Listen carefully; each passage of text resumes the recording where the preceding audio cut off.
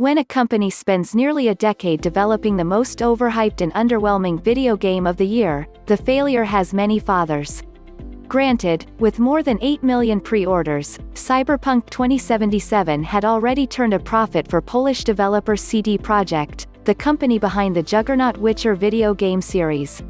But the December 10th release of Cyberpunk 2077 soon became a disaster of Fyre Festival proportions.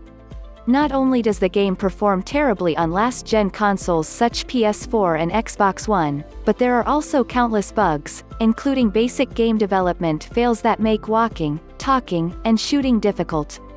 Most hilariously, the customizable genitalia for the character V causes penises to fall out of his or her pants. The Cyberpunk 2077 debacle also cost CD Projekt Red's two co-founders a combined $1 billion in wealth when its stock tumbled by some 40% this past week, though joint CEO Marcin Iwiński is still worth an estimated $964 million.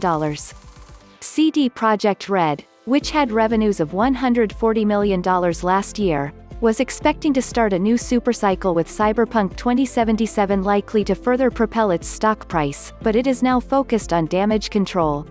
For now, the company remains a target of short sellers, but it has worked desperately hard this week to stop the free fall. On December 14th, CD Projekt Red issued an apology to gamers, vowing to fix the numerous glitches and offering those who purchase the game an opt to refund. Then on December 17th, Sony delivered a crushing blow. It removed Cyberpunk 2077 from its PlayStation Store and offered refunds to customers who purchased the game. The next day, Microsoft announced that it would also provide refunds, but the game remains for sale in its store. One CD Projekt Red co-founder, however, has largely escaped the world of hurt the open-world game has received from gaming critics and outraged customers. Michał Kiciński comes across like a man who values his Buddhist beliefs more than his tenuous billionaire status, which he achieved twice during Cyberpunk's recent hype cycle. 2 weeks ago, Kiciński was worth an estimated $1.2 billion. His stake in CD Projekt has now fallen to $750 million. "I'm not in the position to advise anybody," he told Forbes on the phone as Cyberpunk 2077 neared its crunch period in July. "Of course, it's very close to me.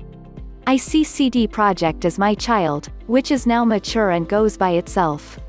The 46-year-old Kiciński left the Warsaw-based company in 2013, soon after Cyberpunk 2077 was first announced.